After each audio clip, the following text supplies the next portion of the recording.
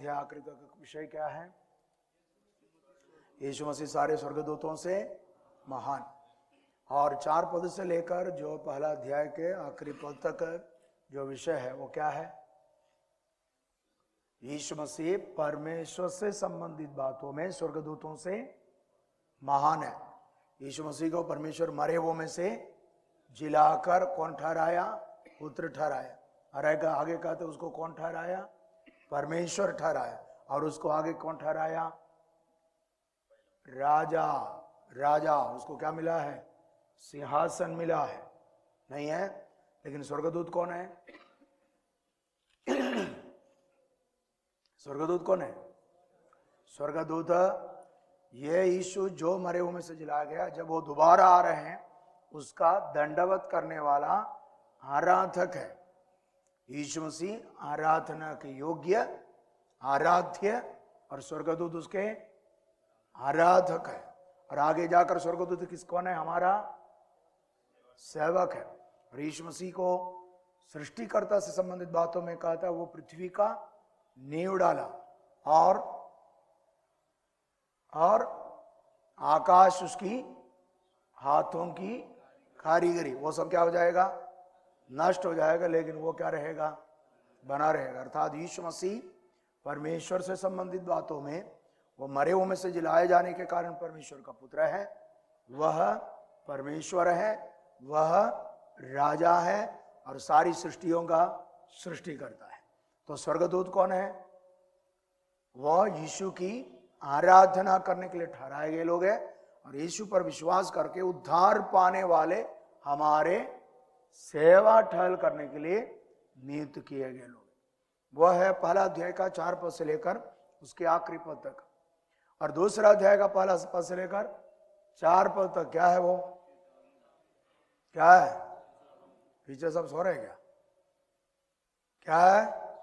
चेतावनी। किसको? जो पुत्र से सुना है कि नहीं? जो पुत्र से सुना है। बाप दादा किससे सुना है? भविष्यद्वक्ताओं से। और हम किससे सुना? तो उस पर क्या लगाना चाहिए? मन लगाना चाहिए, नहीं तो क्या हो जाएगा? बहकर दूर चले जाएगा। और यीशु मसीह के द्वारा दिए गए उद्धार बड़ा नहीं, सबसे बड़ा है, नहीं है? वो बड़े उद्धार से निश्चिंत रहकर नहीं बच सकते। क्यों? क्यों नहीं बच सकते? स्वर्गदूतों के द्वारा दिया गया नियम कौन सा है? पुराना नियम। उसको ना मानने वालों को क्या मिला? ठीक ठीक बदला, अर्थात दंड मिला है। तो हम जो यीशु मसीह से सुना है उसको ना मानने से भी क्या मिलेगा? क्यों? इसका विशेषता क्या है? जो हमने सुना उसकी विशेषता पहले किसके द्वारा बताया गया? प्रभु यीशु मसीह के द्वारा। उसके बाद सुनने वाले हमको निश्चय किया उसका। और उसके बाद पिता परमेश्वर ने गवाही दिया। कैसे गवाही दिया? चिन्ह, अद्भुत कामों और नाना प्रकार के सामर्थ के कामों के द्वारा। और पवित्र आत्मा ने भी गवाही दिया। कैसे गवाही दिया? वरदानों के बांटने के द्वारा। उसके बाद जो विषय कहते आ रहे हैं पहला अध्याय का 4 पद से लेकर यीशु मसीह स्वर्गदूतों से महान है, इस बात को बताते आ रहे हैं। वो बात को फिर से आगे बढ़ा रहे। कौन सा अध्याय में? दूसरा अध्याय का 5 पद से। लेकिन फर्क है, क्या है फर्क? है फर्क क्या है इसमें? हाँ, यीशु मसीह मनुष्य बनकर आया तो भी वह स्वर्गदूतों से महान था। समझ रहे मेरी बात? पहला अध्याय का 4 पद से लेकर जो बातें लिखा, यीशु मसीह परमेश्वर के रूप में स्वर्गदूतों से महान। लेकिन दूसरा अध्याय में 4 पद से लेकर जो शुरू कर रहे हैं वह यीशु मनुष्य बनकर पृथ्वी पर आया तब भी वह स्वर्गदूतों से महान। समझ रहे मेरी बात? तो आगे वो यीशु कौन था? वो मनुष्य से संबंधित बातों में कौन है? वो है? भूल गए। मनुष्यों से संबंधित बातों में यीशु कौन है? वो परमेश्वर से कम किया गया, उसके बाद स्वर्गदूतों से कम किया गया। किस लिए? हमारे समान मांस और लहू का बनकर आए ताकि उनका मृत्यु हो जाए। मृत्यु होने से क्या हुआ? अनेक बहुत सारे पुत्रों को कहां पहुंचाए? महिमा में पहुंचाए। उसके बाद हमारा संबंध किससे हुआ? परमेश्वर हमारा कौन है? पिता है। यीशु मसीह हमारा बड़ा भाई, क्योंकि हम दोनों कौन है? एक ही मूल से, अर्थात यीशु मसीह का पिता और हमारा पिता एक है। और आगे कह रहे यीशु मसीह पृथ्वी पर मनुष्य बनकर क्यों आया? हमारे समान मांस और लहू का बनकर आया ताकि उनका मृत्यु हो जाए। मृत्यु से क्या हुआ? शैतान के काम को क्या कर दिया? निकम्मा कर दिया। शैतान का काम क्या था? मनुष्य से पाप करवा कर काम पहुंच जा रहा है नरक में। उस काम को क्या कर दिया? निकम्मा कर दिया। उसके बाद है जीवन भर मृत्यु के भय के मारे दासत्व में फंसे थे, उन्हें क्या कर लिया? छुड़ा लिया। कौन है वे लोग? एक सब मनुष्य जो मृत्यु का भय के अधीन रह रहे। दूसरा कौन है? पुराने करार के फतलों की आत्माएं जो मसीह के क्रूस की मृत्यु के बिना कहां नहीं पहुंच पाया? स्वर्ग में। वे कहां जा रहे थे? कहां जा रहे थे? अधोलोक में, अब्राहम का गोद में। वहां से उन्हें छुड़ाने के लिए भी यीशु कौन बनकर आया है? मनुष्य बनकर आया है। समझा? तो यीशु मसीह मनुष्य का रूप में जब आए तब भी वो किससे महान था? स्वर्गदूतों से महान था, क्योंकि वो मारे हुओं में से क्या हो गया? जी उठा। और हम मनुष्य जाति को परमेश्वर का संतान होने का अधिकार दिया। और यीशु मसीह हमारा कौन बना है? बड़ा भाई बना है। यह रिश्ता मसीह यीशु के क्रूस की मृत्यु या मनुष्य बनकर आने से हुई है। उस दृष्टि से भी यीशु मसीह स्वर्गदूतों से महान है। या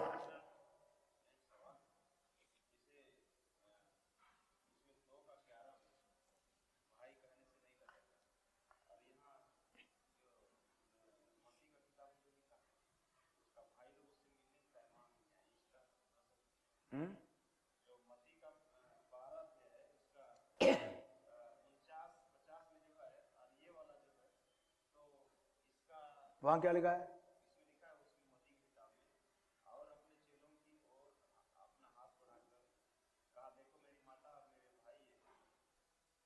वो कौन सा भाई है?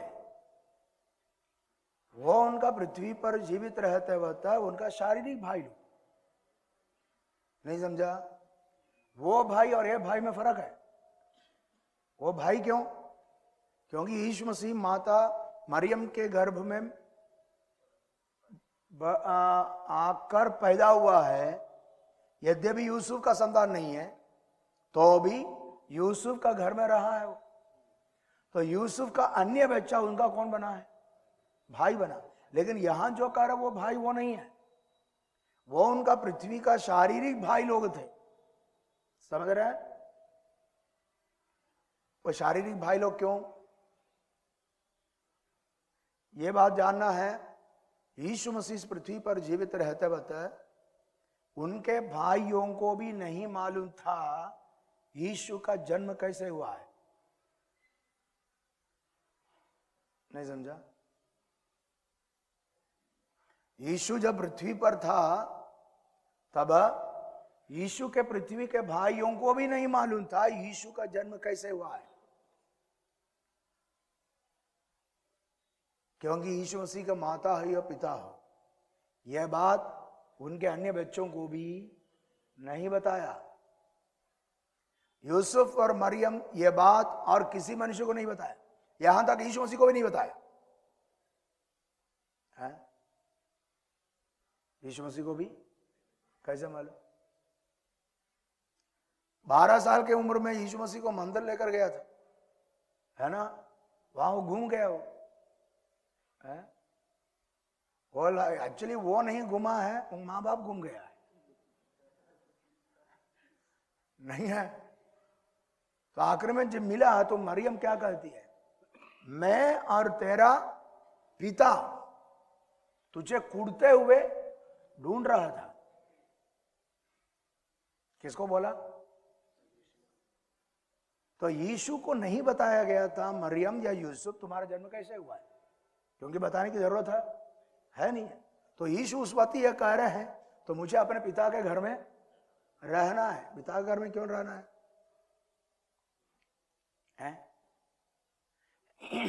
यीशु मसीह 12 साल की उम्र में जो मंदिर में गए उसके बारे में क्यों लिखा बाइबल में? यीशु मसीह का जन्म के बाद 8वें दिन के बारे में जो हुआ है लिखा है, 40वें दिन के बाद जो हुआ है लिखा है। उसके बाद कौन सा साल का? 12 साल का। उसके बाद 30 साल का। इसका बीच में जो हुआ बता नहीं। तो 12 साल के उम्र में मंदिर में जो गया है उसके बारे में क्यों लिखा? वो साधारण बात नहीं है, वह बार मितवा करके एक सेरेमनी है, व्यवस्था का पुत्र ठहराए जाने की एक सेरेमनी। हर यहूदी बच्चे जब 12 साल कंप्लीट करते हैं, 13 साल में प्रवेश करते हैं, उस मंदिर ले जाएगा। उसके बाद यहूदी रब्बी लोग उनसे सवाल पूछेगा, व्यवस्था से संबंधित सवाल। वह सारा सवाल का जवाब देना पड़ेगा। तब रबी घोषित करेगा आज से ये बार मितवा है। बार मतलब पुत्र, मितवा मतलब व्यवस्था का पुत्र। उस दिन से लेकर वो लड़के को व्यवस्था में लिखी गई बातों को क्या करना पड़ेगा? मानना पड़ेगा। उस दिन के बाद व्यवस्था का उल्लंघन करेगा तो उसको व्यवस्था के अनुसार दंड मिलेगा। वो सेरेमनी के लिए गया था वो। और दूसरे एक विशेषता वो है, उस दिन के बाद जैसा 13 साल में प्रवेश किया, वो बार मितवा होने के बाद है, वो फिर अपने बाप के काम में हाथ बढ़ाना पड़ेगा। नहीं समझा? इसका मतलब 13 साल हो गया है। ये बार मितवा सेरेमनी होने के बाद घर आएगा ना, सबसे पहले क्या करते मालूम? उसका अपना सारा जो खिलौना है ना, वो सब उठाकर फेंक देगा।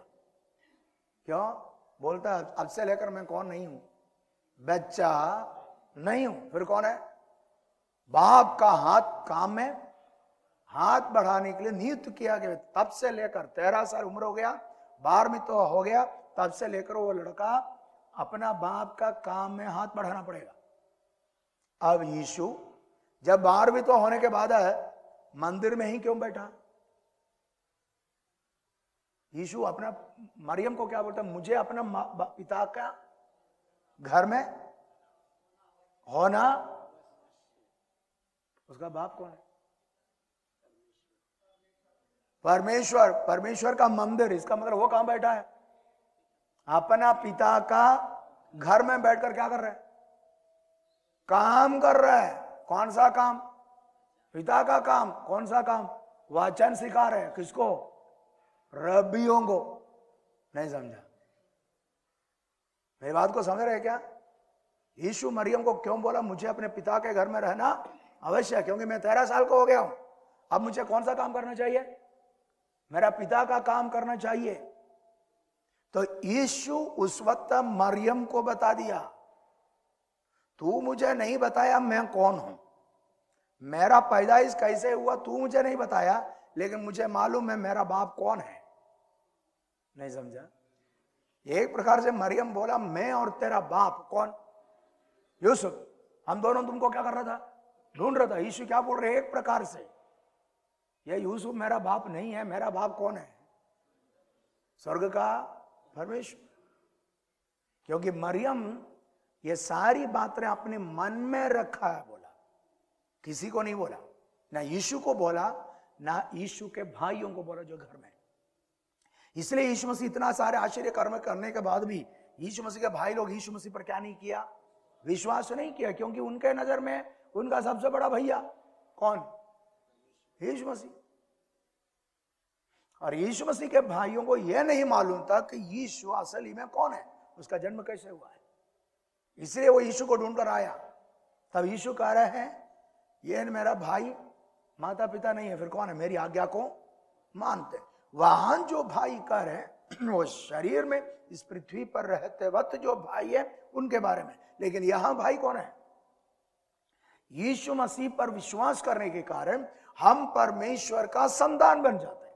जब हम परमेश्वर का संतान बन गया, यीशु मसीह परमेश्वर का पुत्र होने के कारण हम भी परमेश्वर का पुत्र हुआ है, तो यीशु मसीह हमारा कौन बन गया है?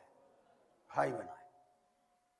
लेकिन वहां का जो भाई है, पृथ्वी पर जीवित रहते वक्त जो शारीरिक भाई लोग है, उसके बारे में कहा है। या 14 अध्याय। हाँ जी।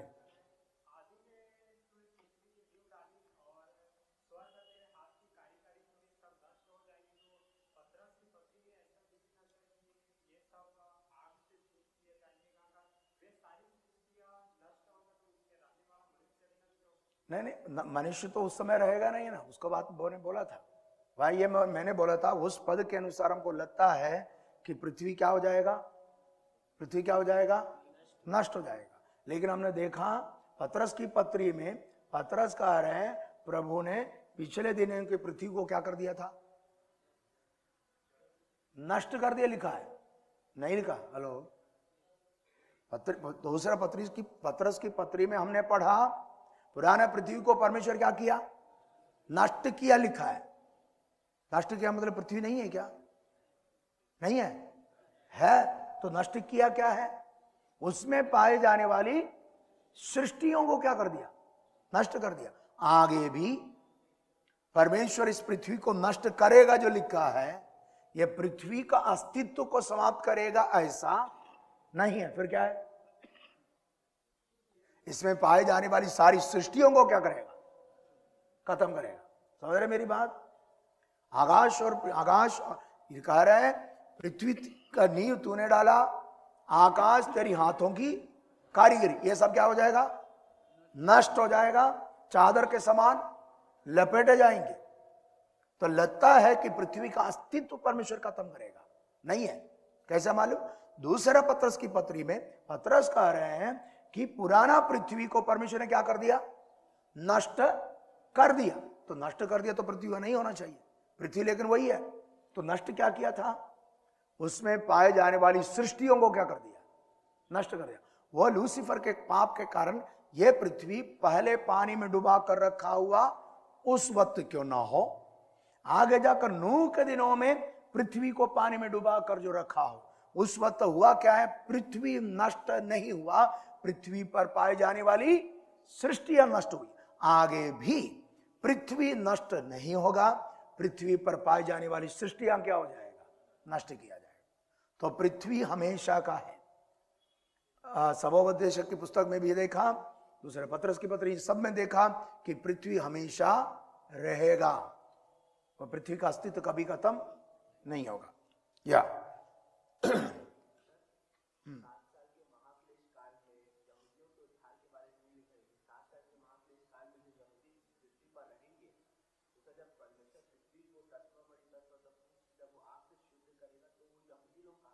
उसको किसी और कहीं परमेश्वर शिफ्ट करेगा, ऐसा हो सकता है। बाइबल में उसके बारे में लिखा नहीं, क्योंकि स्वर्गीय स्थान बहुत है। तो पृथ्वी को शुद्ध करे, आने वाले दिनों में पृथ्वी शुद्ध करने के बाद नया आकाश और नई पृथ्वी, तो पृथ्वी पर रहने वाले लोग हैं, पृथ्वी पर रहने वाले लोग हैं। तो जरूर इसको पृथ्वी को शुद्ध करते वक्त यहां कोई रह नहीं सकता, तो जरूर इसमें जो रहने का है उनको और कहीं कर परमेश्वर क्या करेगा? शिफ्ट करके इसको क्या करेगा? शुद्ध करके फिर इस पृथ्वी पर उनको क्या करने देगा? रहने देगा। या पढ़िए 14 दूसरा अध्याय उसका 14 पद से, और एक बार इब्रानी की पत्री दूसरा अध्याय उसका 14 पद से। इसलिए जबकि लड़के मांस और लहू के भागी हैं, तो वह आप भी उनके समान उनका सहभागी हो गया, ताकि मृत्यु के द्वारा उसे जिसे मृत्यु पर शक्ति मिली थी, अर्थात शैतान को निकम्मा कर दे, और जितने मृत्यु के भय के मारे जीवन भर दासत्व में फंसे थे उन्हें छुड़ा ले, क्योंकि वह तो स्वर्गदूतों को नहीं वरन अब्राहम के वंश को संभालता है। इस कारण उसको चाहिए था कि सब बातों में अपने भाइयों के समान बने, जिससे वह उन बातों में जो परमेश्वर से संबंध रखती है एक दयालु और विश्वास योग्य महायाजक बने, ताकि लोगों के पापों के लिए प्रायश्चित करे। क्योंकि जब उसने परीक्षा की दशा में दुख उठाया, तो वह उनकी भी सहायता कर सकता है जिनकी परीक्षा होती है। इसलिए जबकि लड़के मांस और लहू के भागी हैं तो वो भी उनके समान उनका सहभागी हो गया, ताकि उनके मृत्यु के द्वारा शैतान को, जिसको मुझ पर अधिकार मिला था, उसके काम को क्या करें, निकम्मा कर दे। और आगे कहता है, जितने मृत्यु के भय के मारे दासत्व में फंसे थे उन्हें छुड़ा ले। वो कौन है? हर मनुष्य जो मृत्यु का भय के अधीन में रह रहे थे। उतना ही नहीं, पुराने करार के भक्त लोगों की आत्माएं।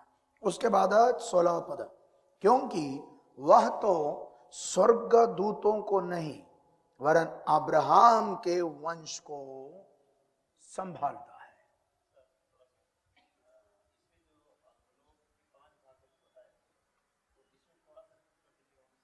क्या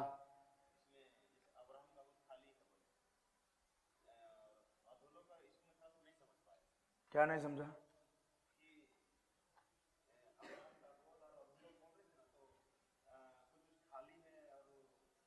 अधोलोक में कितना भाग है? 5 भाग। पहला कौन सा है? अब्राहम का गोद। दूसरा यातना स्थल। तीसरा अंधकार का कुंड। चौथा अथाह कुंड। 5वां ओरिजिनल नरक। इसमें अब्राहम का गोद अभी क्या हो गया?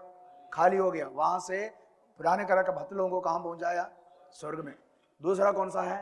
यातना स्थल। उसमें भरा पड़ा है, अभी जाते जा रहे हैं सब में। कौन? सब दुष्ट लोग मरने के बाद कहां जा रहे हैं? आज भी सीधा वहां जा रहे हैं, वो भरा है। तीसरा कौन सा है? अंधकार कुंड। कौन रहता है वहां? आज्ञा ना मानने वाले स्वर्गदूत, वो भी भरा पड़ा है, उसमें लोग है। और चौथा कौन सा है?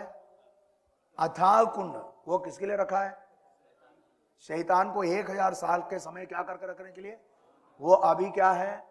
खाली है। और आखिरी कौन सा? आखिरी कौन सा? ओरिजिनल नरक। वो भी अभी क्या है?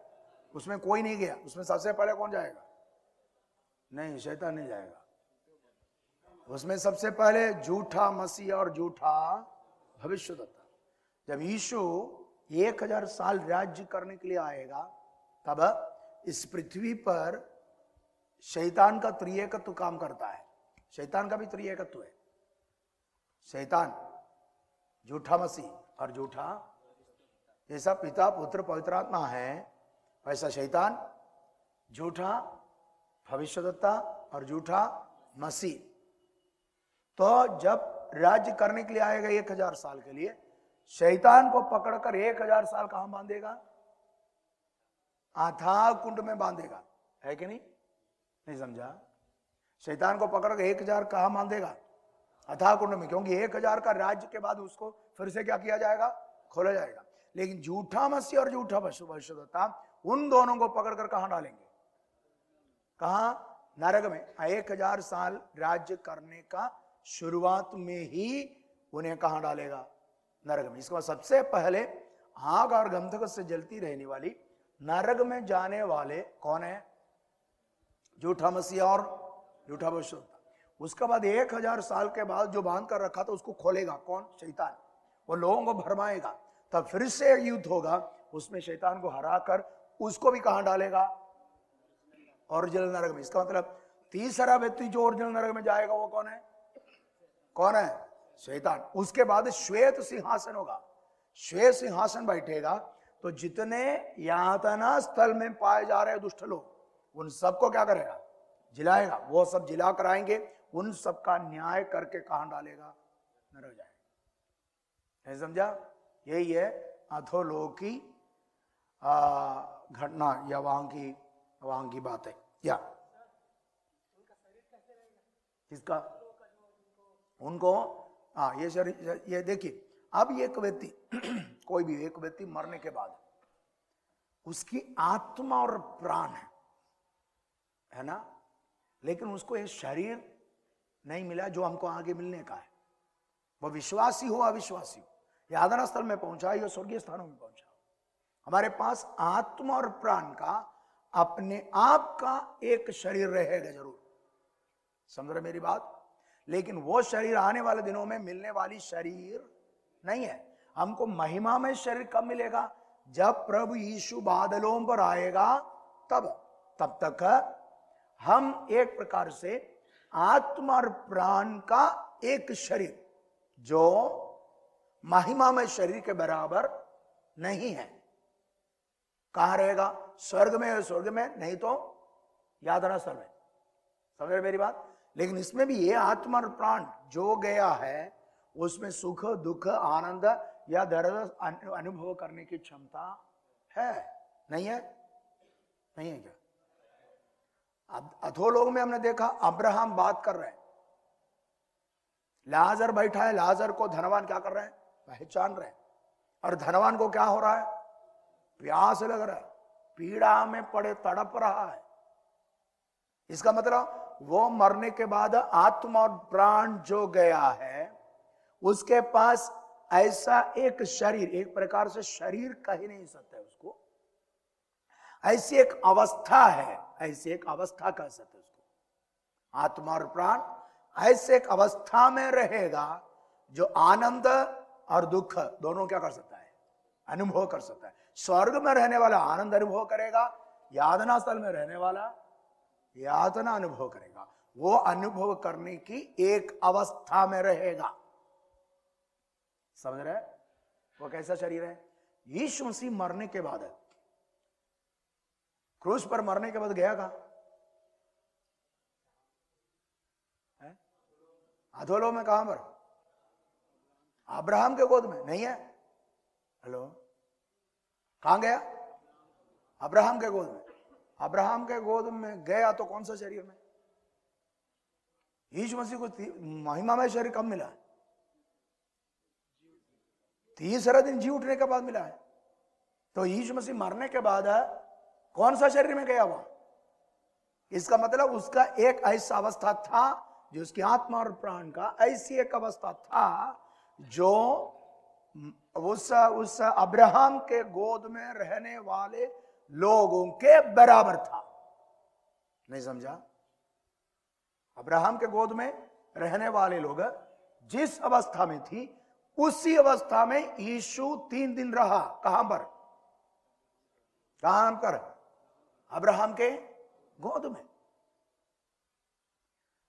यह याद रखिए, ये कई लोग कहते हैं जो मरे हुए लोग वापस आया वो बात किया है, नहीं बोलता है?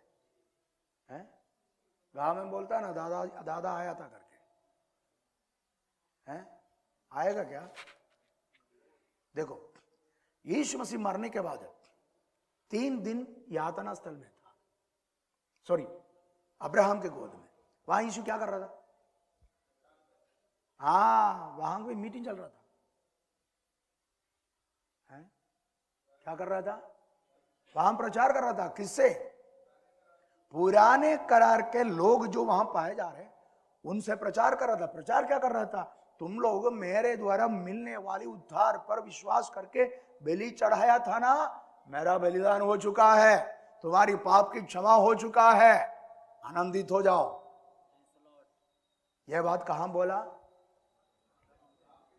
अब्राहम के गोद में रहने वाले भक्तों को बोला है।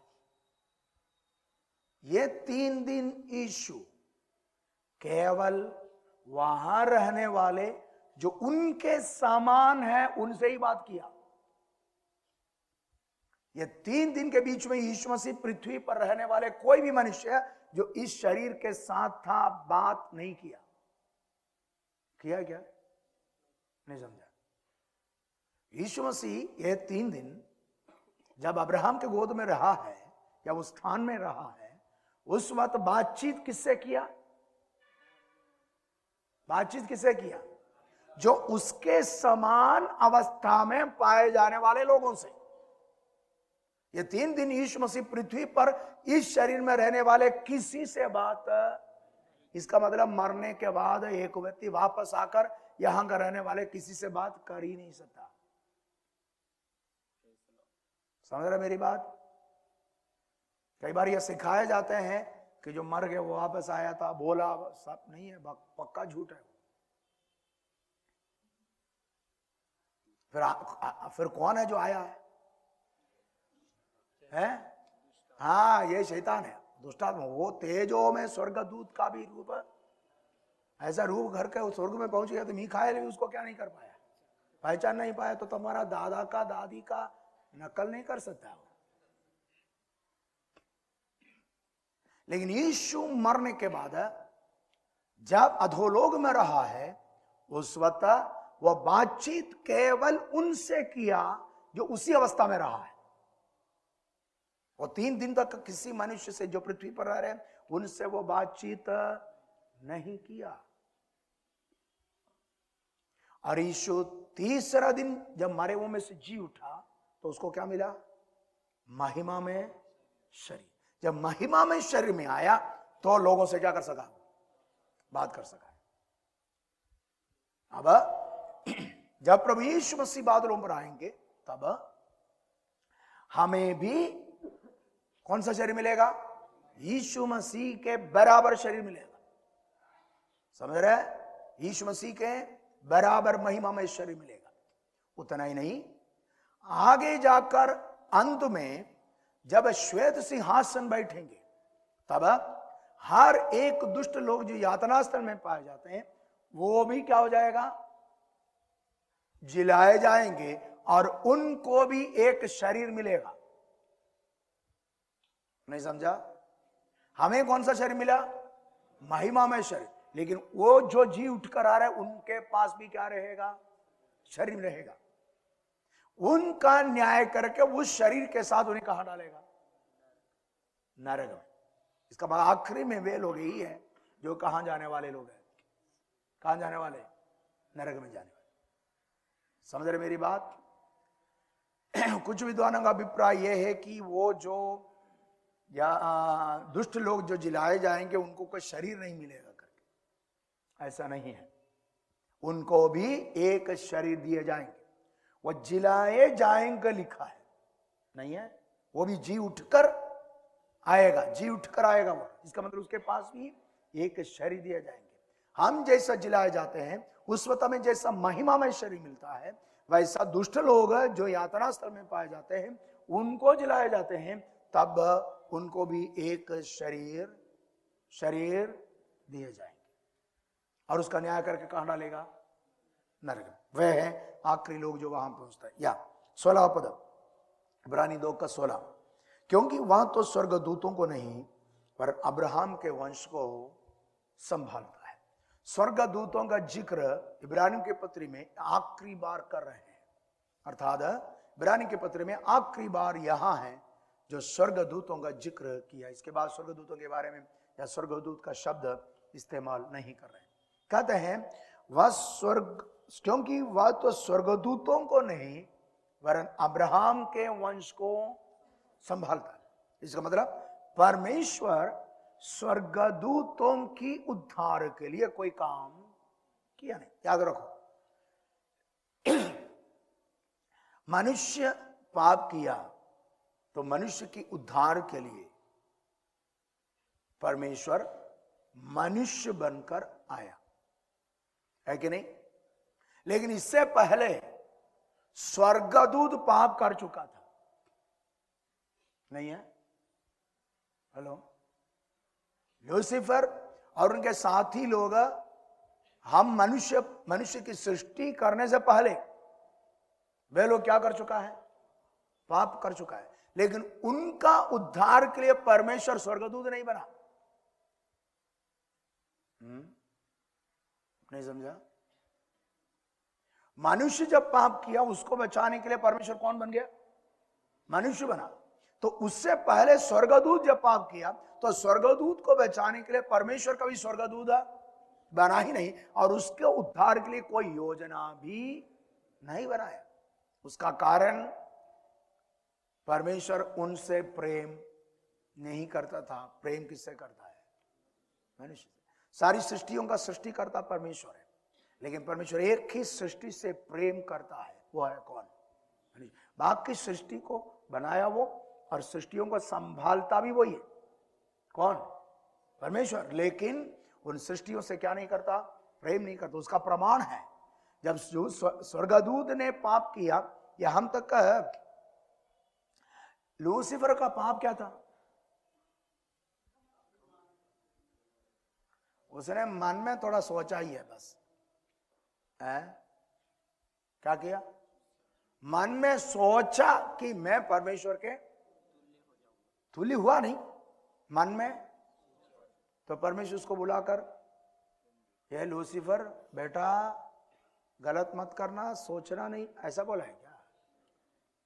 है उसको हटा दिया वहां से? नहीं है। लेकिन जब मनुष्य पाप के बारे में सोचा नहीं बल्कि कर लिया, नहीं है, तो उसको पकड़कर नरक में नहीं डाला, बल्कि उसको नरक से बचाने के लिए एक क्रूस की योजना बनाया है। क्यों? क्योंकि वो मनुष्य से क्या करता था? प्रेम करता था। इसलिए अगर है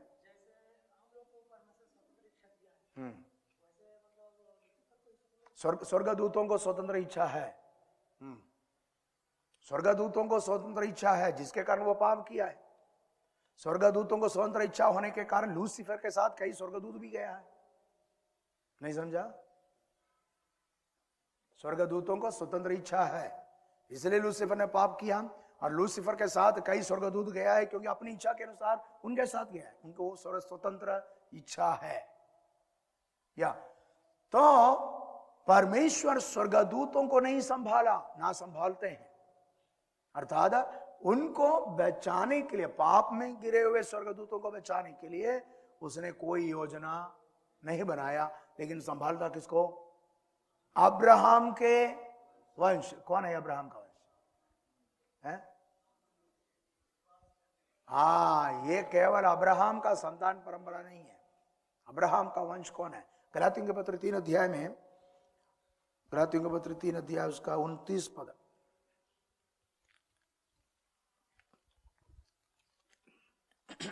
तीन का 29। और यदि तुम मसीह के हो तो अब्राहम के वंश और प्रतिज्ञा के अनुसार वारिस भी हो। क्या लिखा? यदि तुम मसीह के हो तो अब्राहम के वंश। कौन? गलाती कलीसिया के विश्वासियों से कह रहे, उनमें भी अन्य जाति से प्रभु में आए हुए लोग हैं, नहीं है क्या? उनसे कह रहे हैं यदि तुम मसीह के हो। मसीह के हो गया था कब है? जब उसने, आपने मसीह पर विश्वास किया, आप किसका हो गया? मसीह का हो गया। तो अब्राहम के वंश और प्रतिज्ञा के अनुसार वारिस भी हो। हेलो, यीशु मसीह पर विश्वास करने से हम कौन बन जाते हैं? अब्राहम का वंश बन जाते हैं, और अब्राहम को जो प्रतिज्ञा मिला है वो किसका भी हो जाता है?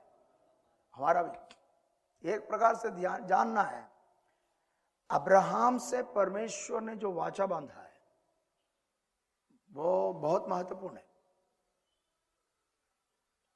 अब्राहम को परमेश्वर ने कहा, मैं तेरे कारण तेरे वंश और जातियों को भी क्या दूंगा? आशीष दूंगा। एक प्रकार से होता क्या हमारे, जब हम यीशु मसीह पर विश्वास करते हैं, परमेश्वर हमें अब्राहम का जो परिवार है ना उसमें जोड़ देता है। नहीं समझा? हमें अब्राहम के परिवार में जोड़ देते हैं, ताकि अब्राहम को दिया गया प्रतिज्ञा किसका भी हो जाए? हमें हो जाए। इसका मतलब अब्राहम का संतान ना होने के बावजूद हम सबका अब्राहम का संतान बन जा रहे हैं। यह किस लिए? परमेश्वर अब्राहम से जो किए गए वाचा का विशेषता है। एक प्रकार से यह कह सकता है, परमेश्वर हमें अनुग्रह देने के लिए पहले अब्राहम का वंश बना देता है, उसके बाद हमें क्या देता है? उसके बाद हमें क्या देता है? आशीष देता है। तो परमेश्वर स्वर्गदूतों को नहीं संभालता, इसका मतलब स्वर्गदूतों की छुटकारे के लिए, उनको पाप से छुड़ाने के लिए कुछ नहीं किया। फिर संभालता किसको? अब्राहम के वंश। अब्राहम के वंश कौन? नहीं देखिए, प्रेरित पौलुस रोमियों की पत्री में भी इस बात को कहते हैं कि वे सब अब्राहम का वंश नहीं है। उसका 9 अध्याय, रोमी की पत्री 9 अध्याय उसका 6 पद, 6 और 7। परंतु यह नहीं कि परमेश्वर का वचन टल गया, इसलिए कि जो इज़राइल के वंश हैं वे सब इज़राइली नहीं, और न अब्राहम के वंश होने के कारण सब उसकी संतान ठहरे। हेलो, क्या लिखा है? इस्राएल के वंश सब इस्राएली नहीं है, और न अब्राहम के वंश होने के कारण सब उसकी संतान ठहरे। इसका मतलब अब्राहम के घर में पैदा होने से भी वे अब्राहम का वंश नहीं कहलाए जाएंगे। अब्राहम का घर में पैदा होने के बाद भी अब्राहम का संतान होना जरूरी नहीं है। इसका मतलब अब्राहम के घर में पैदा हुआ तो भी अब्राहम की वायदे का प्रतिज्ञा उनके जीवन में पूरा होना है, उन्हें यीशु पर विश्वास करना पड़ेगा। यीशु पर विश्वास करने से ही असली में वो किसका संतान बनेगा? अब्राहम का संतान। सब ये पौलुस कहने का कारण क्या है? सब इस्राएली का, सब यहूदी क्या सोचता था? यहूदी होकर पैदा हो गया, इसका मतलब अब्राहम का परंपरा में पैदा हो गया तो कहां जाने वाला है? स्वर्ग जाने वाला है। खतना हो गया तो बोलो मत, नरक जा ही नहीं सकता। वही सिखाता था। यदि यदि यदि खतना हुआ एक यहूदी को नरक में डालना है तो प्रभु को उसको पहले खतना रहित तो बनाना पड़ता है, ऐसा सिखाता था। वो तो हो ही नहीं सकता, जिसके कारण कहा था हर यहूदी कहां जाएगा। इसका मतलब अब्राहम का वंश होकर जन्म लिया, पक्का हो गया टिकट, यही बोलकर बैठा था। तो यीशु पौलुस का कार्य है, अब्राहम का घर में पैदा होने के बाद भी तो अब्राहम का संतान है ही नहीं है, बोलता है। पौलुस आगे उसको प्रमाणित कर रहा है। रोमी के पत्र में जगह सीखा था, देखे थे, आगे पौलुस उसको प्रमाणित कर रहा है। अब्राहम का संतान होने के बाद भी अब्राहम का संतान नहीं ठहरा। उदाहरण पहला को इसके बारे में बोला, इस्माइल अब्राहम का संतान नहीं था क्या? था, लेकिन उसका वंश नहीं ठहरा। आगे जाकर येशा और याकूब एक ही माँ बाप का बच्चा होकर पैदा हुआ तो भी वे परमेश्वर वंश एसाव का नहीं चुना। किसका चुन लिया? एसाव का कर दिया है? अप्रिय जाने लिखा, छोड़ दिया उसको। वैसा ही अब्राहम के वंश में या घर में पैदा होने से अब्राहम का संतान नहीं ठहरेगा। ठहरेगा कब है? यीशु पर विश्वास करने से। अब्राहम का घर में नहीं, हेलो, अब्राहम के घर में नहीं, किसी का घर में पैदा हो जाए अब अब्राहम का संतान बन जाता है। Praise the Lord. यह है परमेश्वर का अनुग्रह जो मसीह के द्वारा हमें मिला है। उनके बारे में कहते हैं स्वर्गदूतों को नहीं संभालता, किसको संभालता है? अब्राहम के वंश को संभालता है।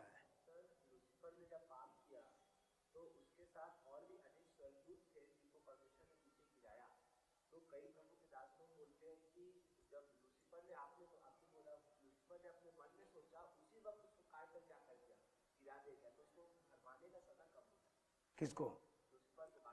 देखो, लूसीफर, मैंने कहा ना, लूसीफर को पास कई अधिकार थे। लूसीफर सारे स्वर्गदूतों का कौन था? कौन था? प्रधान। इसका मतलब वो आज्ञा देता था, स्वर्गदूत क्या करते थे? मानते थे। मेरी बात को समझ रहे?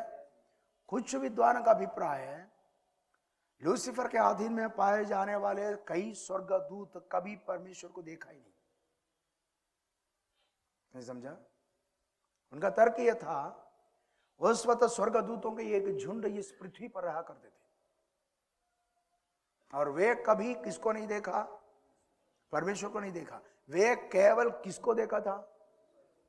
किसको देखा था? लूसीफर को। तो जो लूसीफर परमेश्वर से अलग हुआ तो ये लोग भी किसके साथ दिया? लूसीफर, क्योंकि वे कभी किसको नहीं देखा।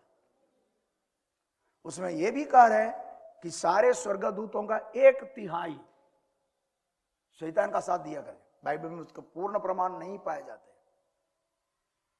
नहीं समझा?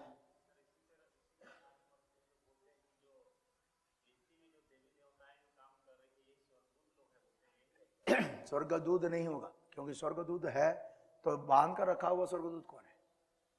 वहां लिखा ना, आज्ञा ना मानने वाले स्वर्गदूतों को क्या कर रखा है? हाँ, नहीं, वो सब अपना अपना तर्क है।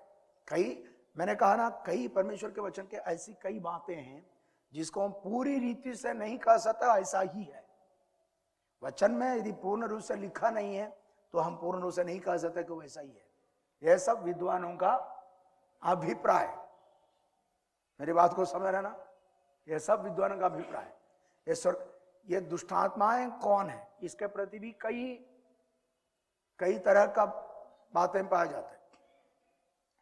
स्वर्गदूत यदि दुष्टात्माएं वो स्वर्गदूत नहीं है, जो गिराया गया या शैतान के साथ दिया तो उसको बांध कर रखा है, तो ये दुष्टात्माएं कौन है?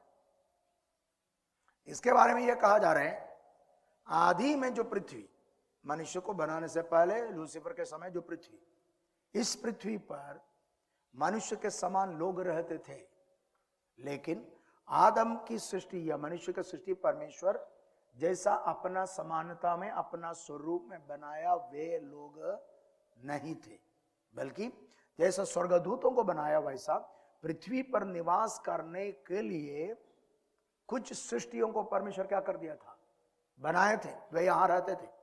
उसका प्रमाण भविष्यवक्ताओं की पुस्तकों में वो कह रहे उनका नगर कैसे उजड़ गया। इसका मतलब यहां नगर था। मेरी बात को समझ रहे? तो नगर है तो रहने वाले भी हैं। तो उनका तर्क ये है, जब परमेश्वर इस पृथ्वी को पानी में डुबाकर नष्ट करा, तब ये सब के सब क्या हो गया, मर गया, लेकिन उसकी आत्माएं हैं। आज पाया जाने वाला कौन?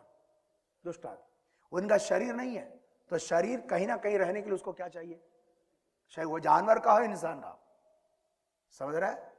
ये तर्क दिया जा रहा है। कहां लिखा पूछने से मुझे नहीं मालूम, क्योंकि बाइबल में लिखा ही नहीं। ये सब एक एक अभिप्राय। ये जरूर है हर कोई भी अपना अभिप्राय बताए, उसको खंडित करने के लिए कहीं ना कहीं कुछ ना कुछ तो बात है। समझ रहे मेरी बात?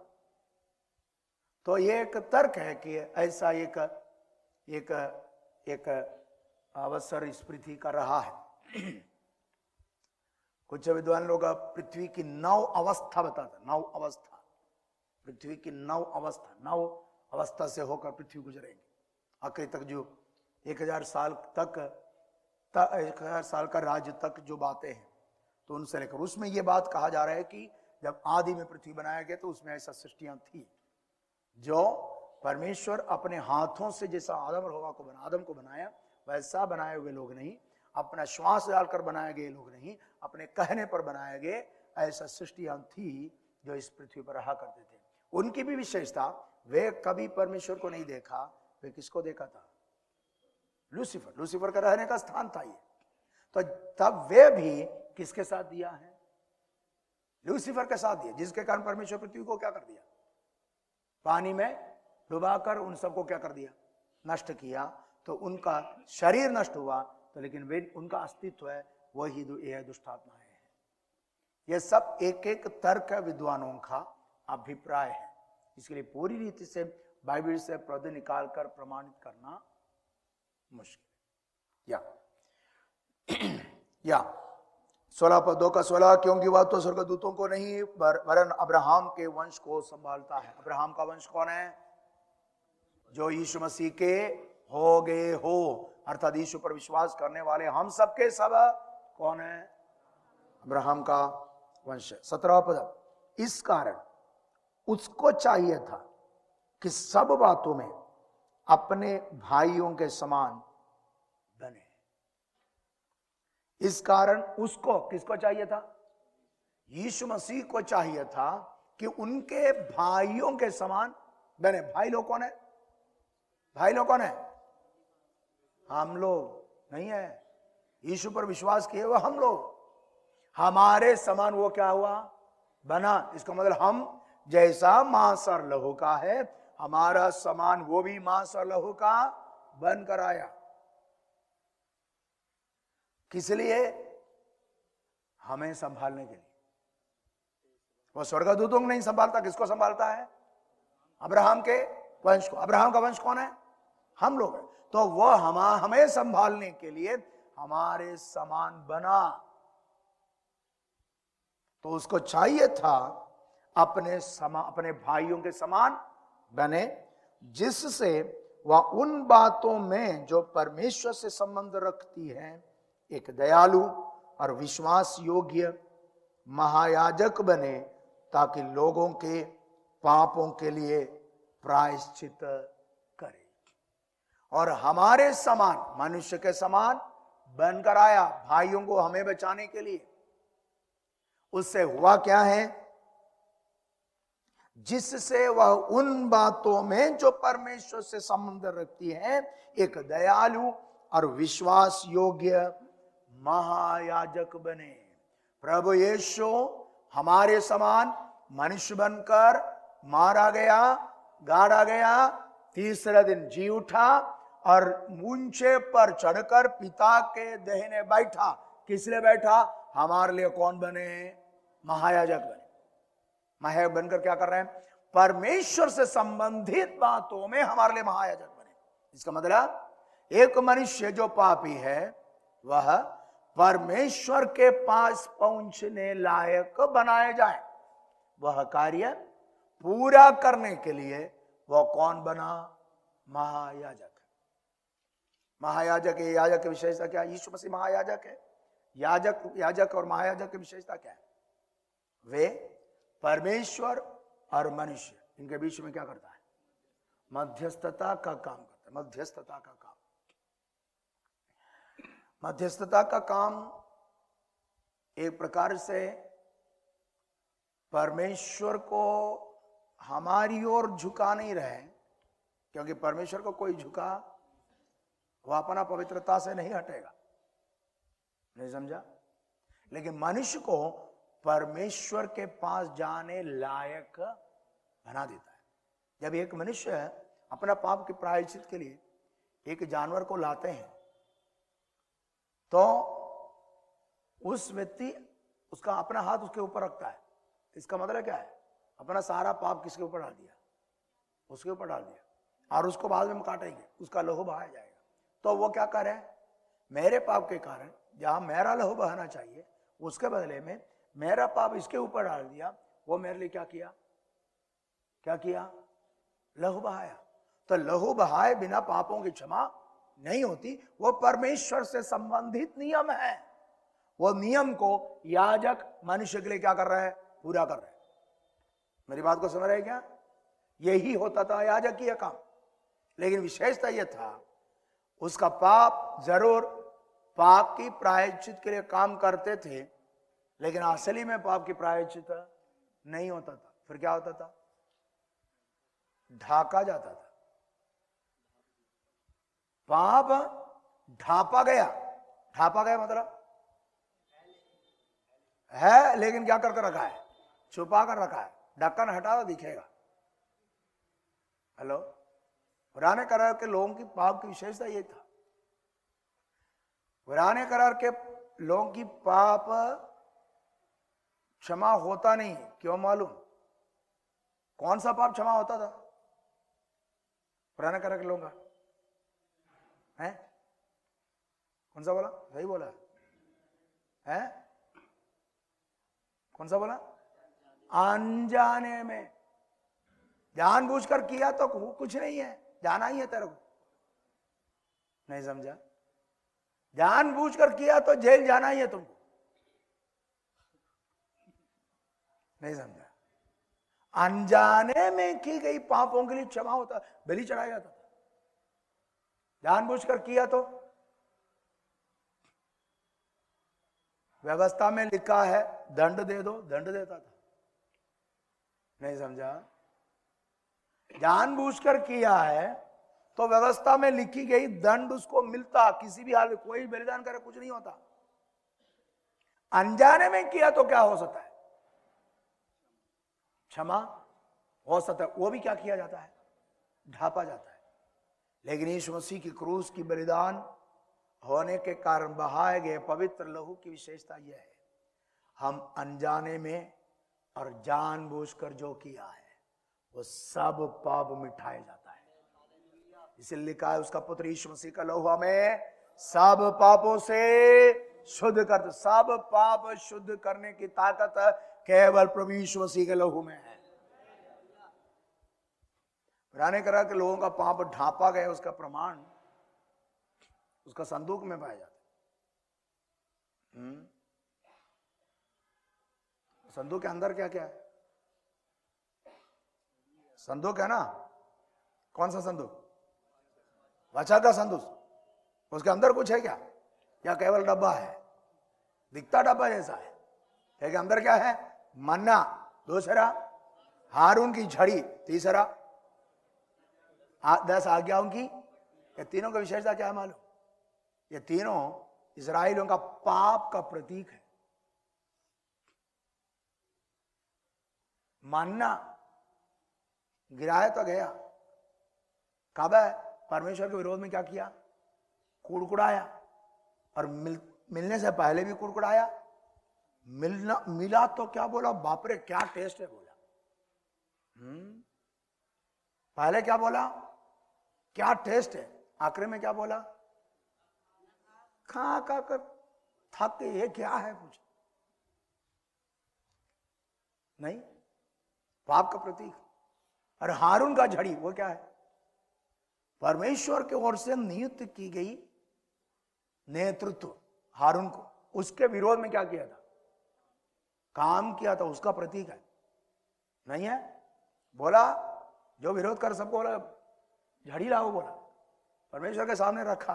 अगले दिन जो हारून का लाठी है वो क्या हो गया? एक ही दिन में, एक ही रात को क्या हुआ? फूल भी आया, फल भी आया। ऐसा वृक्ष कभी देखा है क्या? हेलो, ऐसा वृक्ष कभी देखा है कि एक ही दिन में फूल भी आया, उसमें क्या भी आया? लेकिन वो लाठी में हुआ है, वो भी इस्राएलियों का पाप का प्रतीक है। और ये आज्ञा का पटिया वो भी उसका प्रतीक है। जब लेकर आ रहा था मूसा, नीचे क्या हो रहा था? उसकी पहली आज्ञा का उल्लंघन हो रहा था। पहला आज्ञा क्या है? तू मुझे छोड़कर और किसी को ईश्वर करके ना मानना। लेकिन कौन है वहां ईश्वर? अभी बछड़ा ईश्वर बन गया। हेलो, है कौन?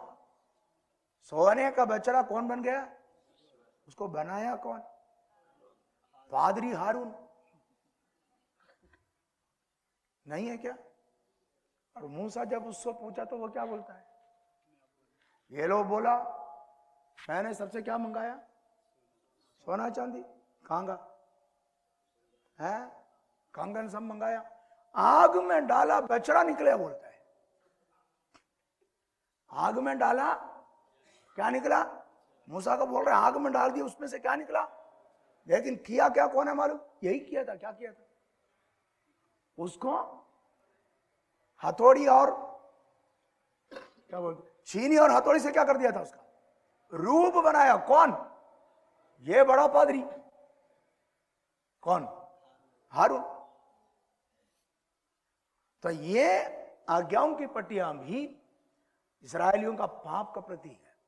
अब देखो, ये संदूक के अंदर रखा है और उसके ऊपर क्या है? ढक्कन। उस ढक्कन को अनुग्रह का सिंहासन कहता है। उसके ऊपर परमेश्वर की शकीना उतर आता था। लेकिन ढक्कन हटा तो क्या दिखता है? ये दिखता है। तो एक प्रकार से पुराने करार के लोगों का पाप मिटाया नहीं जाता था, बल्कि ढापा जाता था। लेकिन नए करार के विश्वासियों का विशेषता यह है, हम जानबूझकर किया हो, अनजाने में किए हो, सारी पापों की क्षमा यीशु के लहू के द्वारा हो जाती है। और यह काम करने के लिए प्रभु यीशु मसीह हम भाइयों के समान बनकर महायाजक बना है। यीशु मसीह महायाजक है। किसके लिए? हमारे लिए। या एक वो नहीं मालूम आचा का संदूक कहाँ है। वो कुछ लोगों का कहना है कि कहीं जमीन में वो है ऐसा करके, लेकिन नहीं मालूम कहाँ है, क्या है। कुछ लोगों का अभिप्राय है कि वो परमेश्वर की उपस्थिति का स्थान रहा हुआ संदूक, जो परमेश्वर के कहने पर बनाया गया था, उसका अस्तित्व कभी खत्म नहीं हो सकता है। लेकिन उस पर उतना विश्वास करना भी संभव नहीं है। यरूशलेम का मंदिर किसका मंदिर था? परमेश्वर का मंदिर था। वो क्या किया गया? जलाया गया। तो हो सकता है उस दिन जलाया तो संदूक भी क्या हो गया? जल गया। कुछ लोगों का कहना है कि संदूक जो नहीं जलाया था, उसको सुरक्षित रखा था, यह सब ऐसे एक प्रकार से अफवाह है, सच्चाई होना जरूरी नहीं है। उसमें दूसरा बनाएगा नहीं। उस समय यहूदियों का जो उस समय जो यहूदी धर्म के आधार पर जो वे लोग करने का है वो करेंगे तो, लेकिन वो परमेश्वर की इच्छा के अनुसार या परमेश्वर की योजना के अंतर्गत बनाया जाए वो नहीं मालूम कैसे उसका होगा। लेकिन इस्राएल उसका तैयारी तो कर रहे। इस्राएली उस आगे जाकर जब मंदिर बनेगा उसमें सेवा करने के लिए लेवी गोत्र को डीएनए टेस्ट करवा के पहचान लिया। उसके बाद लेवी गोत्र के लोगों को ट्रेनिंग देते जा रहे, जब मंदिर बनेगा तब उस कार्य को करने के लिए। हाँ, वो सब ऐसे अफवाह है, उससे कोई मतलब नहीं है। रायपुर में भी लाल गाय बहुत है। ये सब ऐसा ही, कई ऐसे लोग हैं जो ऐसे कुछ बातों को देखता है तो फिर बाप रे वो है, ये है, वो है। वो सब वचन के आधार पर नहीं है, लेकिन ये उनका वो हो रहा है। या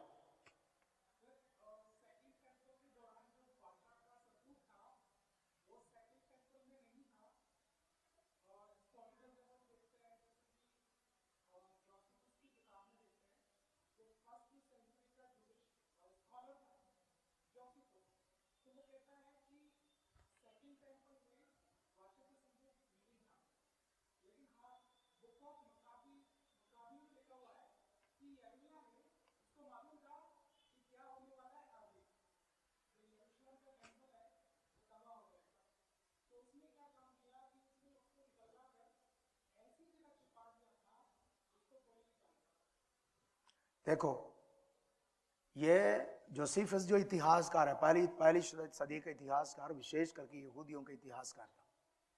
मकाबियर जो है, मकाबियर की पुस्तकें पाए जाते हैं, लेकिन कानूनिक रूप में, कानून का रूप में उसको अपनाया नहीं है। और तर्क दिए जाते हैं कि वो संदूक बचाने के लिए ऐसा किया गया था। लेकिन उसमें दूसरा एक भाग भी है। जब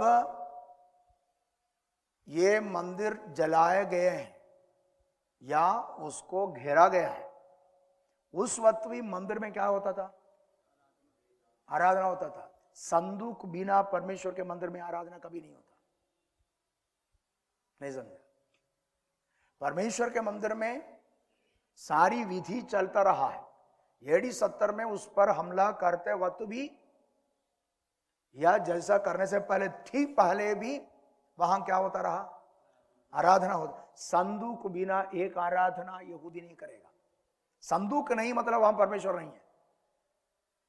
यदि परमेश्वर नहीं है तो वहां उसके लिए बलि नहीं चढ़ाया जाता। इसका मतलब वो संदूक बचाने के लिए वो किया गया ये कार्य है, उस पर विश्वास नहीं कर सकता, क्योंकि संदूक बिना यहूदी कभी मंदिर में आराधना नहीं करेंगे। और संदूक परमेश्वर के मंदिर से हटाना भी आसान नहीं है, क्योंकि उन दिनों में भी क्यों ना हो, यीशु मसीह के दिनों में भी क्यों ना हो, संदूक एक व्यक्ति देखता भी नहीं है। देखा तो क्या हो जाएगा? मर जाएगा। जब फलिस्ती लोग यीशु मसीह ये मंदिर में ये संदूक को लेकर गए, उसको देखे हुए लोग, हजारों लोग क्या हो गया? मर गया। तो किसी भी कारणवश वो संदूक वहां से नहीं हटाया होगा।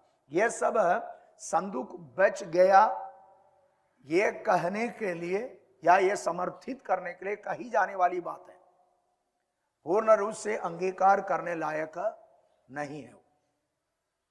यह जरूर का सत्य कुछ लोग की परमेश्वर की उपस्थिति का स्थान रहा हुआ था, जिसके कारण उसमें एक तर्क यह दी जाती है, दय सत्य है, जब प्रभु यीशु मसीह इस पृथ्वी पर मनुष्य बनकर आया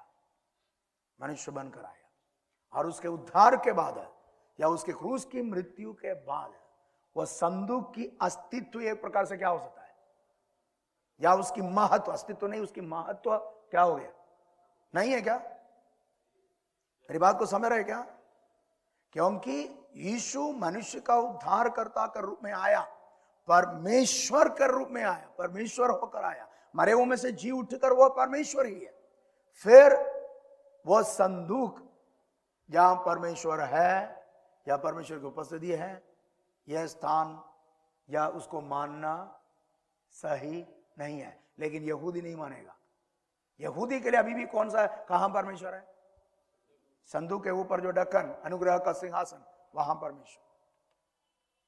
तो जोसेफस या मकाबियों के जो किताब में जो लिखा है वो यहूदी धर्म पर आधारित वो जो संदूक आज भी बचा हुआ है, ये बात बताने के लिए या प्रमाणित करने के लिए कही गई बात है, वह सच होना जरूरी नहीं है।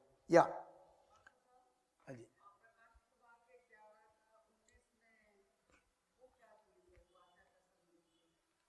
हाँ, वो देखिए वो कौन सा समय का है, जब इस पृथ्वी पर झूठा मसीह का राज्यकाल हो रहा है, उस वक्त मंदिर है।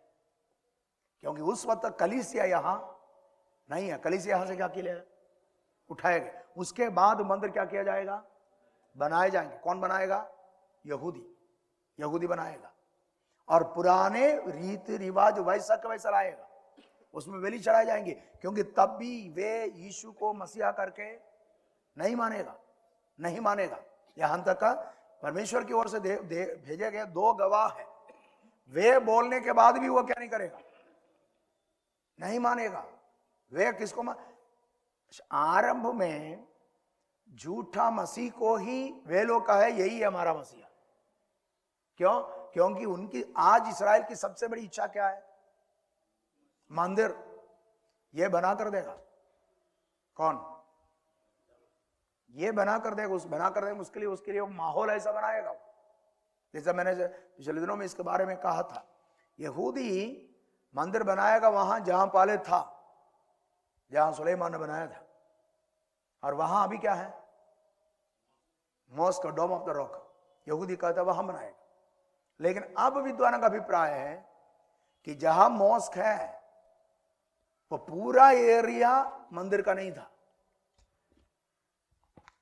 अब कह रहा है कि सुलेमान जो नींव डाला था, वो नींव का पत्थर अभी मिला है, और उसको नाप कर देखें तो ओरिजिनल पवित्र स्थान और अति पवित्र स्थान वो अभी भी खाली है। अब जो मॉस्क खड़ी है वो कहां पर है, आंगन में। मॉस्क खड़ी कहां पर है, आंगन में। तो आगे जाकर झूठा मसीह ऐसा समझौता कराएगा ये जो मुसलमान और यहूदियों के बीच में, कि तुम्हारा मॉस्क भी रहे, उसके साथ क्या भी रहे। क्योंकि मंदिर का पवित्र स्थान और अति पवित्र स्थान वही तुम्हारे लिए महत्वपूर्ण है, वहां बना दो, और आंगन को क्या कर दो, छोड़ दो। प्रकाशित वाक्य किताब में लिखा है, नापो और आंगन अन्य जातियों को छोड़ो। इस बात पर यह विश्वास किया जाता है, कहे जा रहे विद्वान के अभिप्राय में, आगे जाकर झूठा मसीह इस पृथ्वी पर राज्य करेगा, तब यही समझौता का कारण ठहरेगा।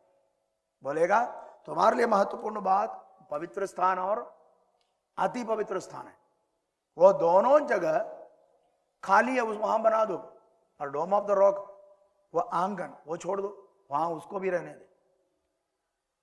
तो लेकिन इसका समझौता कराने वाला कौन रहेगा, झूठा मसीह। और अपने आप को ऐसा ही प्रकट करेगा कि मैं मसीहा हूं, जिसके कारण उसको मानेगा। 3.5 साल तक मानता ही रहेगा, लेकिन 3.5 साल के बाद वो अपना ओरिजिनल रूप दिखाएगा। बोलेगा मंदिर से सब हटा दो, मेरा मूर्ति रखो बोलेगा। और आगे जाकर बोलेगा वो स्वर को बलि चढ़ाओ। इससे पहले भी हो चुका है इस्राएल के इतिहास में ये बात, वो बात फिर से दोहराए जाएंगे। तब यहूदी को मालूम होगा कि ये कौन है, झूठा मसीह है। तब इसका विरोध करेगा, उसका मानेगा नहीं, तब इनको सताएंगे। तब आखिर में पता चलेगा वो ही था असली कौन, नासरी यीशु। बोलेगा मैं बचाओ, जिसको वैधा था उसकी ओर देखेंगे। तब प्रभु यीशु अपने संतों के साथ इस पृथ्वी पर राज्य करने के लिए आएगा। तब झूठा मसीह और झूठा भविष्यद्वक्ता को पकड़कर नरक में डालेंगे, शैतान को पकड़कर 1000 साल के लिए बांधेंगे। उसके बाद उन यहूदियों के साथ इसी पृथ्वी पर 1000 साल राज्य करेगा। वो यहूदी इसी शरीर के साथ है, ताकि आगे जाकर इसी शरीर के साथ वे अनंत जीवन में प्रवेश करें और उनका वंशवर्धन हो, वे बढ़ते जाएं और सारा पृथ्वी के एक एक ग्रह क्या होते जाए, भरते जाए। यह विद्वान का अभिप्राय है। कहाँ लिखा है बोलने से नहीं बोल पाऊंगा, लिखा नहीं है। नहीं समझा? ये अभिप्राय है या एक प्रकार से हमको इसकी चिंता करने की जरूरत नहीं है, हम उससे पहले स्वर्ग पहुंच चुका है। Praise the Lord. किसी ने इसके बारे में सोच कर परेशान मत होना भैया, वो तुमसे कोई रिलेटेड बात है नहीं है। वचन के अनुसार चलो और कहां पहुंचो। बाकी बुरा बाद में देखते रहो बोलता है, कहां बैठकर? स्वर्ग में बैठकर। Praise the Lord. या हाँ जाएंगे ना।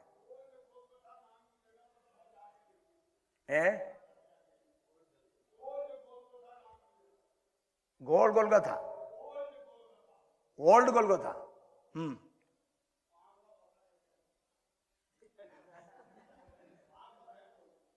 वो है, मैं भी पढ़ा हूं, वो वहां है।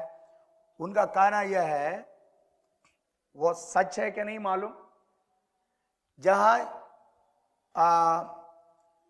अब्राहम ने इसहाक को बलि चढ़ाया, उसी स्थान पर यीशु का क्या हुआ था? बलिदान। उसी स्थान, उसी पहाड़ पर है, उसी पहाड़ पर यीशु का ही बलिदान हुआ। उसमें यह कहा जा रहे हैं, वो जो संदूक उसके नीचे है बोलता है, कहां पर? हाँ, उनका कहना है कि वो जो पहाड़ के नीचे अंदर ही संदूक रखा है। मैं नहीं देखा हूं उसमें। कई लोग ऐसे तर्क दे रहे हैं।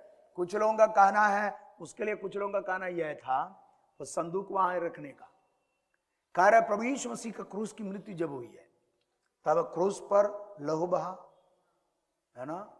वो लहू नीचे ये जो रखा था उस पर क्या किया रखा है? उसमें जमा हुआ है। यह सब वचन के आधार पर नहीं है। यीशु मसीह का लहू कहां रखा है? आगे देखेंगे 12वें अध्याय में लिखा है। यीशु मसीह का लहू पृथ्वी पर किसी कटोरे में नहीं रखा है। यह कहां पर है? स्वर्ग में सिय्योन पहाड़ पर है, जहां पिता है, पुत्र है और यीशु मसीह का लहू। यह सब ऐसी बातें कहे जा रहे हैं। यदि मान लो उसको निकाल कर बताता तो ठीक है, मान लेता। यदि वो लहू है तो उसमें लहू होना चाहिए, नहीं है? लेकिन बाकी लोगों को क्यों नहीं दिखाया वो?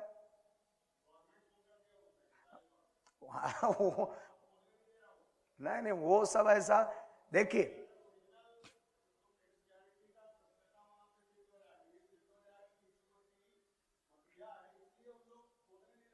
नहीं, मेरा तर्क यह है, यदि वो खोदा है वहां लहू मिला है, यदि उसमें कटोरे में लहू मिला है या संदूक में मिला है, तो यह वचन गलत हो जाएगा।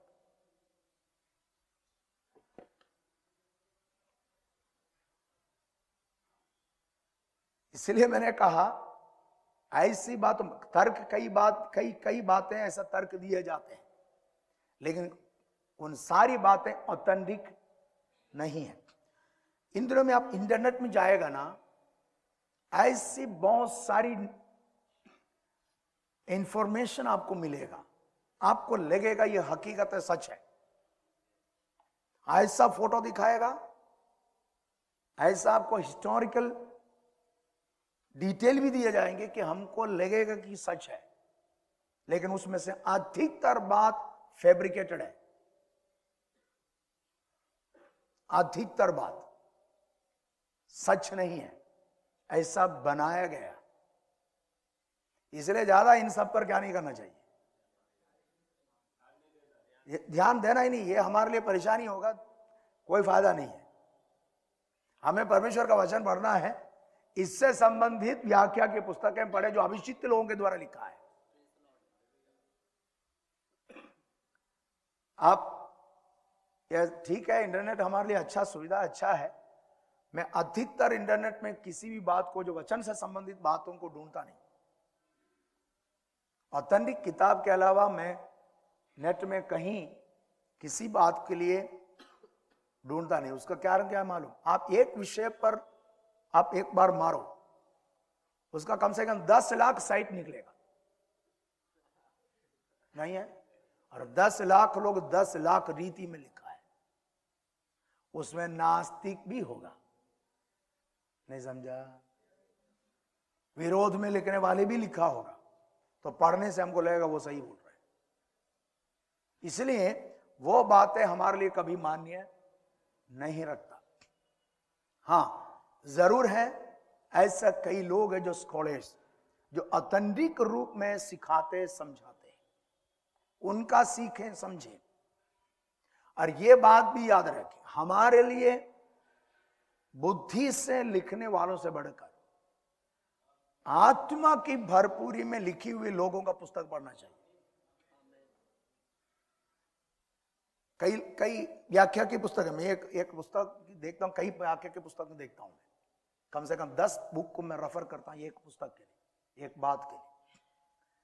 उसमें मैंने यह देखा, जो व्यक्ति आत्मा की भरपूरी पाया हुआ है, उसका किताब पढ़ने से हमें मालूम होगा ये जो कह रहे सच है, क्योंकि वो केवल अपनी बुद्धि से नहीं, परमेश्वर की आत्मा की अगुवाई में उसकी व्याख्या किया है।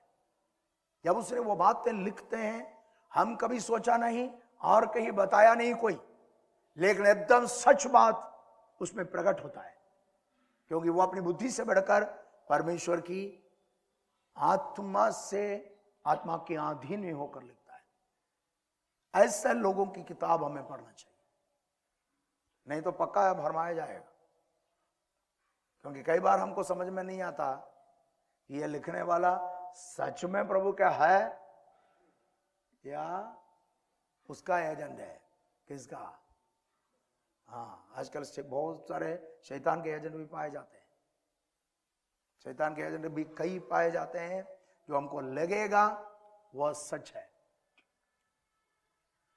एक प्रभु का अभिषिक्त दास है doctor Paulson, doctor David Paulson. वो एक अभिषिक्त व्यक्ति था, आत्मा में भरपूर व्यक्ति। जब कभी वो बहुत ही ऑक्सफोर्ड यूनिवर्सिटी से पढ़ा हुआ व्यक्ति, लेकिन वो कुछ भी लिखे या सिखाएं समझाएं, आत्मा में होकर कहता था। आत्मा में होकर वो कहता, जब कभी मुझे किसी बात पर संदेह हुआ तो मैं प्रभु की उपस्थिति में जाता था, प्रार्थना करता था, तो प्रभु ऐसा उसके बारे में उनको कहा करता था, जब वो आप सुनेगा उसकी बातें, आपको लगेगा अरे भैया इतना ऐसा लिखा तो हमें अभी तक क्यों समझ में नहीं आया। क्योंकि लिखी हुई बातें है लेकिन हमें समझ में नहीं आए, लेकिन वो जब बता रहे हैं तो हमको लगता है ये ऐसा ही लिखा है इसमें। वो अपनी बुद्धि से वो प्राप्त नहीं किया था, फिर कैसे? आत्मा से भरपूर व्यक्ति था। कई बार प्रभु उनसे बात, ये उसने एक बार कहा था कि वो जब और किसी देश में, शायद अमेरिका में, तो इंग्लैंड का व्यक्ति है, अमेरिका में कहीं था, तो इंग्लैंड में वोट का समय था। ब्रिटिश लोग अगर अपने देश से प्रेम करता है, एक वोट ना डालना उनके लिए क्या होता है, बहुत दुख का कारण था। इसने प्रभु मैं तो वोट नहीं डाल पा रहा हूं, वो प्रार्थना कर रहा था। प्रभु ने बोला मार्गरेट थाचर प्रधानमंत्री बनेगी, बल्कि वो उस समय वो किसी भी हालत में नहीं बन सकती, ऐसा माहौल था। उसने कहा, उसने रात को लेटर लिखा मार्गरेट थाचर को, लिखा तो प्रधानमंत्री बनेगी, लेकिन तेरे दादा के रास्ते पर चलना। उसका दादा एक पादरी था। जब मार्गरेट थाचर को वो मिला, उसको यकीन नहीं हुआ, उसको भी मालूम है हारने वाली हूं, उसको भी मालूम है मैं हारने वाली हूं, लेकिन आखिर में रिजल्ट आया तो प्रधानमंत्री बन गई। उसने पहला इंटरव्यू में इस बात को बता दी, ये लेटर को दिखाकर बताया। डेविड पॉल्सन, उसने मुझे लेटर लिखा ऐसा कि उसने प्रभु ने जो कहा है, उसने ये भी बता दिया कि उसने कहा तेरे दादा के रास्ते पर चलना है। उसने पहला मीडिया जो संबोधित कर मीडिया में, उसने उस बात को बता दिया। ऐसा अभिषिक्त व्यक्ति था कौन? David Paulson. उनके द्वारा लिखी गई पुस्तकें, आप कई पुस्तकों को पढ़कर देखें, परमेश्वर के वचन की व्याख्या इतने सुंदर रूप में किया है। हमको लगेगा कि हम इतना बार पढ़ने के बाद भी समझ में क्यों नहीं आया, क्योंकि वचन में लिखी बातों से एकदम ठीक बैठता है। लेकिन कई इंटेलेक्चुअल लोग भी हैं जो वचन की व्याख्या की पुस्तकें लिखा है, जो कई बार हमें क्या कर देता है, असमंजस में पड़ लगा देता है, हमें परेशानी में डालता है। इसलिए जब कभी हम परमेश्वर का वचन का व्याख्या की पुस्तकें रेफर करें, इस बात को ध्यान रखें, अभिषिक्त लोग, परमेश्वर की आत्मा की अगुवाई में रहे हुए लोगों के द्वारा लिखी गई किताबों को पढ़ें। या 17वां पद है, इस कारण उसको चाहिए था कि सब बातों में अपने भाइयों के समान बने, जिससे वह उन बातों का जो परमेश्वर से संबंध रखती है एक दयालु और विश्वास योग्य महायाजक बने, ताकि लोगों के पापों के लिए प्रायश्चित करे। एक महायाजक की विशेषता वो दयालु होना चाहिए। दयालु मतलब एक व्यक्ति उसके पास आया अपने पाप के प्रायश्चित के लिए बलि चढ़ाने के लिए, और उनके प्रति इनके अंदर क्या आना चाहिए, दया आना चाहिए। दया, उनकी हालात को देखकर इनके अंदर एक दया आना चाहिए। एक दयालु नहीं है एक याजक या महायाजक, तो उनके सामने जो व्यक्ति आया उनके लिए वह परमेश्वर से प्रार्थना नहीं कर सकता, क्योंकि यह प्रार्थना करेगा तब उसकी पाप क्षमा होगी। तो याजक के प्रति या महायाजक के प्रति हर एक का इच्छा यह है कि वो कौन होना चाहिए, दयालु। यीशु मसीह के बारे में कहते हैं वो कौन है, दयालु महायाजक है। एक दयालु और विश्वास योग्य महायाजक। महायाजक के एक विशेष दूसरा कौन सा है, विश्वास योग्यता। हेलो, प्रभु के सेवकों के प्रति भी परमेश्वर यही चाह रहा है कि हम भी दयालु और विश्वास योग्य हो जाएं। मनुष्य के प्रति दयालु, परमेश्वर के प्रति विश्वास योग्य। महायाजक की विशेषता वो होना चाहिए, मनुष्य के प्रति दयालु और परमेश्वर के प्रति विश्वास योग्य, तब उसकी सेवा पूरी होगी, ताकि लोगों के पापों के लिए प्रायश्चित करे। यीशु सारे महायाजकों का काम वही है, क्या करने का है, लोगों की पापों के लिए प्रायश्चित करे।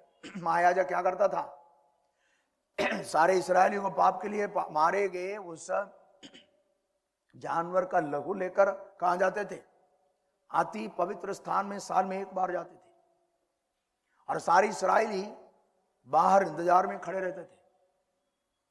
क्यों,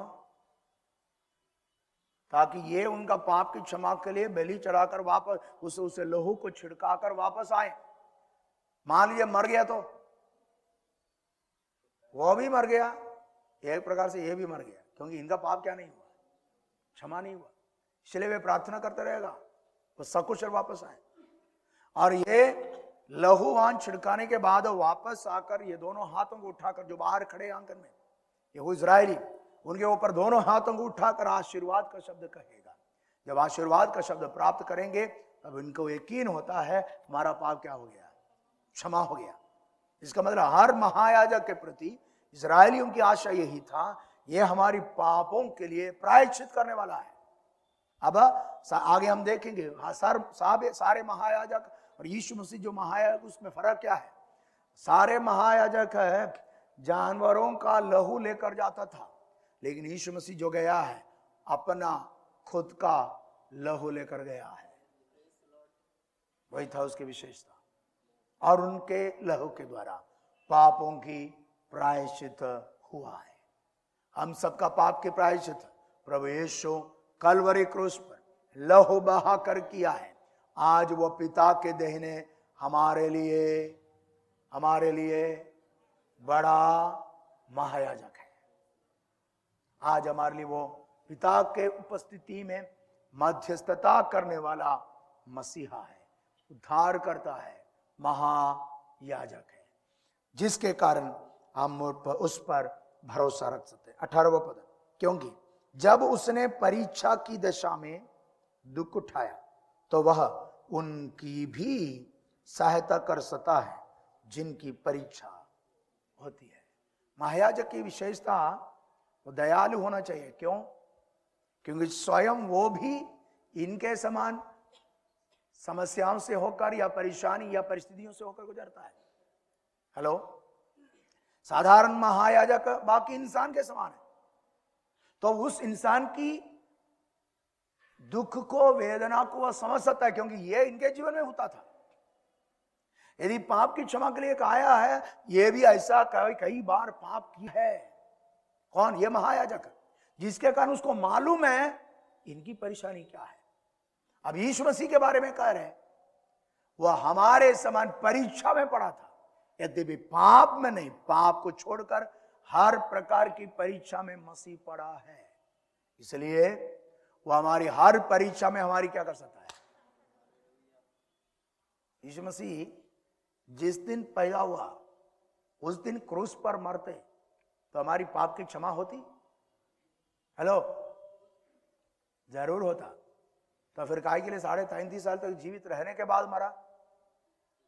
इसलिए मरा आप और मैं इस पृथ्वी पर जीवित रहते बता, जिस किसी परिस्थिति से होकर गुजरे उसमें से होकर यीशु गुजरे, ताकि हमारी उन परिस्थिति में वो हमारी क्या कर सके।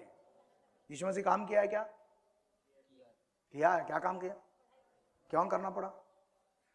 उसका घर में मृत्यु हुआ था। किसका मृत्यु? यूसुफ का। यीशु मसीह जीवित रहते वक्त सेवा आरंभ करने से पहले यूसुफ का मृत्यु हुई। इसका मतलब एक घर में किसी का मृत्यु हो जाए उसकी वेदना कौन समझ सकता है? यीशु। काम करने की तकलीफ वो जानता है क्योंकि काम किया है। जब यूसुफ का मृत्यु हुआ, ये घर का बड़ा बेटा है, तो घर को संभालने का काम किसका है? यीशु का। इसलिए 18 साल काम किया वो, 12 साल से लेकर 18 साल काम किया और घर को संभाला। और उसके छोटे भाई लोग कमाकर घर को संभालने लायक होते तक वो काम करता रहा है। अर्थ यीशु हमारे समान परीक्षा में पड़ा है। आगे जाकर क्रूस की दुख को भी उसने सह लिया।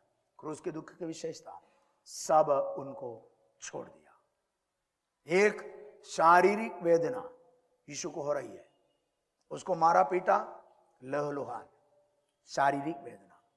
मानसिक वेदना। क्यों मानसिक वेदना? पापी न होने के बावजूद पाप ठहराया, और जिस पिता पर भरोसा रखा, पिता ने भी क्या कर दिया? मुंह को मोड़ लिया, छोड़ दिया। अकेलापन यीशु महसूस किया। क्यों ऐसा होने दिया? क्योंकि हम सब ऐसी परीक्षा में पढ़े तो वो हमारी सहायता कर सके। अर्थ हमारी जीवन की हर परिस्थिति में प्रभु यीशु हमारी सहायता कर सकता है, क्योंकि वो हमारे समान दुख को सहा है। तो हमारा कर्तव्य है कि हम उसके प्रति विश्वास योग्य रहें। जब यीशु जो महायाजक हमारे प्रति विश्वास योग्य है, हमारे प्रति दयालु है, तो हम भी उनके प्रति विश्वास योग्य बने रहें, ताकि हमारा जीवन आशीषमय हो जाए। Praise the Lord. अभी ब्रेकफास्ट का समय है, 9:30 बज गया। अब हम